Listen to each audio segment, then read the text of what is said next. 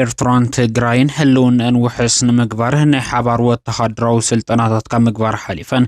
ጽዑቕ ምድላዋት ይገብራ ከም ዘለዋ ተገሊጹ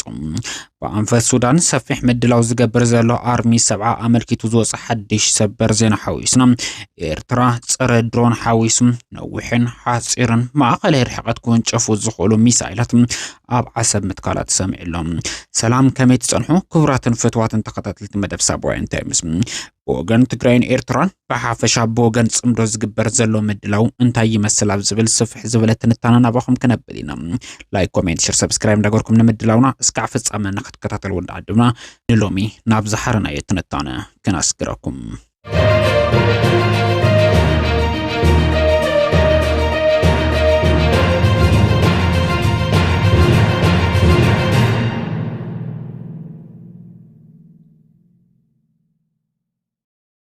ስርዓት ብልጽግና ድሮናት ሓዊሱም ሓይሊ ሰበለን ብዝብል እምነት ኣብ ልዕሊ ትግራይን ኤርትራን ዳግም ከቢድ ኩናት ንምውላዕ ምሽብሻብ ኣብ ምግባር ይርከብ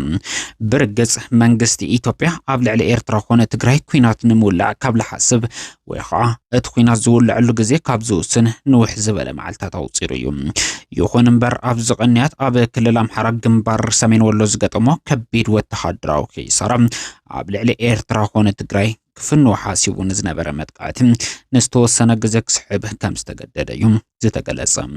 ኣብ ክልል ኣምሓራ ንዝንቀሳቐስ ጉጅለ ፋኖ እንተ ተኻኢሉ ክዳኸም እንተ ዘይተኻኢሉ መሊእኻ ንምድምሳስ ካብኡ እንተሓሊፉ ድማ እቲ ዘሎ ኣፈላላይ ብሰላም ንምፍታሕ ቅድሚ ኩሉም ክሰርሐሉ ዝግባእ ጉዳይ ወይ ከዓ ዕማም ምዃኑ መንግስቲ ኢትዮጵያ ኣሚኑ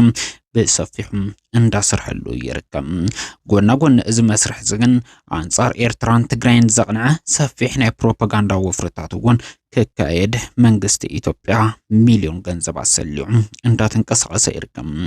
በርግጽ መንግስቲ ኢትዮጵያ ኣብዚ መንቀሳቀስ ንጉጅለ ፋኖ አዳኺሙ እንተ ኮይኑሉ ድማ ተዓሪቁ ካብ ኩናት ኢትዮ ኤርትራ ካርሐቀ ኣብ ዝገብሮ ዘሎ መንቀሳቀስ በተመሳሳሊ ንትግራይ ዞባ ምዕራብ ትግራይ መሊሳ ካብ ኩናት ኢትዮ ኤርትራ ካርሐቀ ዝብል እምነት ሕዲሩ እዩ ይኹን እምበር ቃል ኪዳን ጽምዶ ካብ ዝሰገረ ይመስል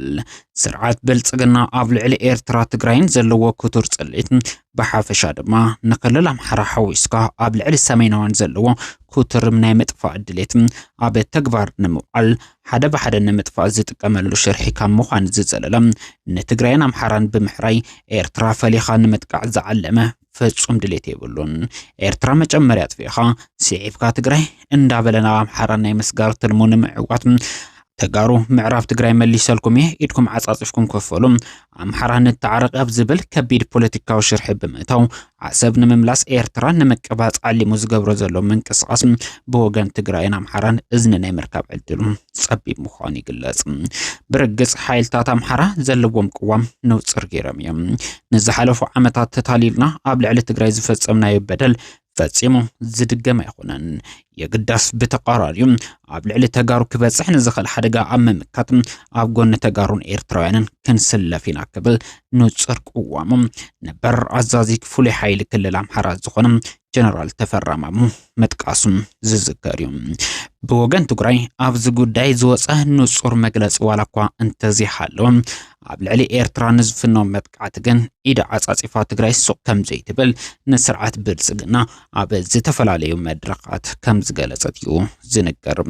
ትግራይ ካብዚ ብተወሳኺ ብላዕሎት ኣዘዝታ ኣቢላ ብተደጋጋሚ ኣብ ዝሕለፈቶ መልእኽቲ ትግራይ ኣብ ዝሕዚ እዋን ዘለዋ ብሕታዊ ጸልኣይ ወይ ከዓ ንህልውና ሓደጋ ዝኾነ ብልጽግና ክብል ዝጠቐሰት እንትትከውን ምስ ኣምሓራን ኤርትራን ዘሎ ጸገም ግን ከም ዝተዓለየን ንሕድሕድና ክንዋቐሉ ንኽእል ዕድል የለን ክብል ጠቒሶም እዮም ካብዚ ብምብጋስ ኣብ ልዕሊ ኤርትራ መንግስቲ ኢትዮጵያ ተሊምዎ ዘሎ ናይ ኩናት ኣዋጅ ንምምካት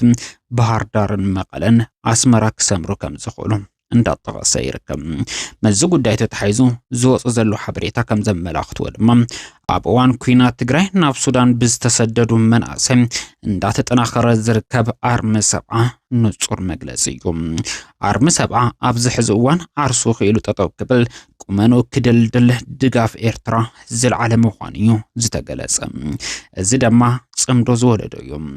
ብሓፈሻ ክልቲኦም ወገናት ዝገጠሞም ናይ ህልውና ሓደጋ ንምምካት ዝኽእል ሓድሽ ናይ ጽምዶ ናይ ጥምረት ምንቅስቓስ እዩ።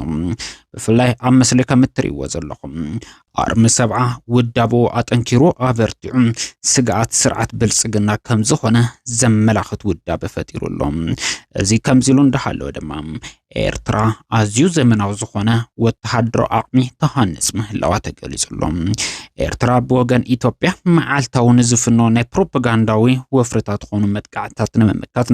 ንሚኒስትሪ ዜና ኤርትራ ኣይተ የማነ ገብረ መስቀል ኣቐሚጣ ብውሽጢ ሰፊሕቲ ስራሕቲ እንዳሰርሐት ትርከብ። መሪሕነት ቀዳማይ ሚኒስትር ዶክተር አብይ አሕመድ እዚ ዝመስል ድሮን ወኒን እንዳበለ ኣብ መስኮት ቴሌቪዥን መዓልታዊ እንትርአ ፕሬዚደንት ኢሳያስ አፈወርቂ ርእሱ አድኒኑ ወተሃደራዊ ዓቕሙ ኣብ ምዝማን ብሰፊሕ እንዳሰርሐ ይርከብ። ኣብዚ ሕዚ እዋን ድማ ዓሰብ ዝተተኸለ ጸረ ድሮን ኣዘራራብ እንዳኾነ ይርከብ። መንግስቲ ኢትዮጵያ ንዝምክሕለን ድሮናት ሓደ ክልተ እንዳበለ ናብ መሬት ዘራግፍ ዘመናዊ ጸረ ድሮን ኣብ ዓሰብ ከም ዝተተኸለ እዩ ዝተገለጸ። ቀደም ክብል እውን ኣወል ስዒድ ኣብ ዘሕለፎ ስፍሕ ዝበለ መልእኽቲ ኣብ ከባቢ ዳሃላክ ተተኺሉ ዝተብሃለ ማዓስከር እስራኤል ንምጥቃዕ ንኽላ ኣየር ኤርትራ ጥሒሰን ዝኣተዋ ድሮናት ከም ዘይተመለሳ ኣረጋጊጹ ነይሩ። እዚ ዝኾነሉ ድማ በተን ዘመናዊት ጸረ ድሮን ኤርትራ ብዝተወሰደ ስጉምቲ ምዃኑ ተገሊጹሎም። እዚ ዘይተረድአ ስርዓት ብልጽግና ብድሮናተይ ኣስመራ ከንበርከኽየ ኢሉ ተሊሞ ምዝንቀሳቐስ ተመሳሳሊ ዕፃ ማዓስከር እስራኤል ኣብ ኤርትራ ኣለዉ ብምባል ንደሃሳስ ንኽላ ኣየር ኤርትራ ጥሕፅያን ዝኣተዋ ድሮናት ከም ዝገጥሞ እዩ ኤርትራውያን ዝገልጹ። ካብዚ ብተወሳኺ ነዊሕ ማእኸላይን ሓፂርን ርሕቀት ክወንጨፉ ዝኽእሉ ኣዝዮም ዘመናዎት ምዃኖምን ኢላማ ብምውቃዕ ምሩጻት ዝኾኑ ሚሳኤል ኤርትራ ከም ዝወነነት ተገሊጹሎም። እቲ ኣጋር ሰራዊት ኣብ ወትሮ ጥንኩር ቁመኑ ከም ዘሎ ዝተገለጸ እንትኸውን ብሓፈሻ ኤርትራ ብወገን ኢትዮጵያ ክገጥማ ንዝኽእል ሓደጋ ንምምካት ዘኽእሎም ሙሉእ ምድላዋ ከም ዛዘመት ዝተገለጸ። ኣስታት 1200 ኪሎ ሜትር ዝሽፍን ቀይሕ ባሕሪ ኤርትራ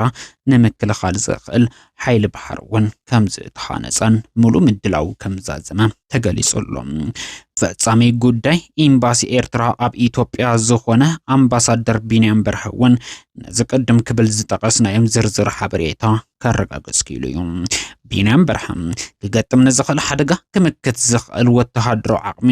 ኤርትራ ከም ዝሃነጸት ዝጠቐሰ እንትኸውን ኣድላይ ዝተብሃለ ንመኸተ ዝኾኑ ምድላዋት ከም ዝተዛዘሙ ጠቒሱሎም። ወተሃደራዊ ዓቕሚ ብዘመነ ኣጽዋራት ናይ ምጥንኻር ዓቕሚ እውን ብወገን ኤርትራ ብሰፊሑ ከም ዝሰርሐ ተገሊጹሎም። መንግስቲ ኢትዮጵያ ሰራዊቱ ኣብ ክልል ኣምሓራ ኣደዳሞት መቕሰልትን ምምራኽን ኣብ ዝኾነሉ እዋን ኣብ ኤርትራ ኣትዩ ሰፊሕ ወተሃደራዊ ወፍሪ ንምክያድ ዝገብሮ ዘሎ ምንቅስቓስ በቲ ሕዚ ካብ ኤርትራ ዝወፁ ዘሎ ሓበሬታ መንፅር እንትርአ ህልውና ኤርትራ ክቃብፅ ናብ ዓሰብ ዝወፍር ዘሎ መንግስቲ ኢትዮጵያ ህልውንኡ ኣብ ዓይኒ ጥርጣረ ብኣግኡ ክኣቱ ኺኢሉሎም። ብሓፈሻ ስርዓት ብልጽግና ናይ ዘበነ ስልጣኑ መወዳእታ ዝበፅሐ ይመስል ይብሉ بركز زبالو تنتنت كبراتن فتواتن تخاطلتنا سرعت بلصقنا حزباو دغاف كمل سلي بمبال عصب نمورار زغبرو زلو منقسقاس عوت دو موت كم صلو اب كومنت كم تلمود بتحتنا صحفولنا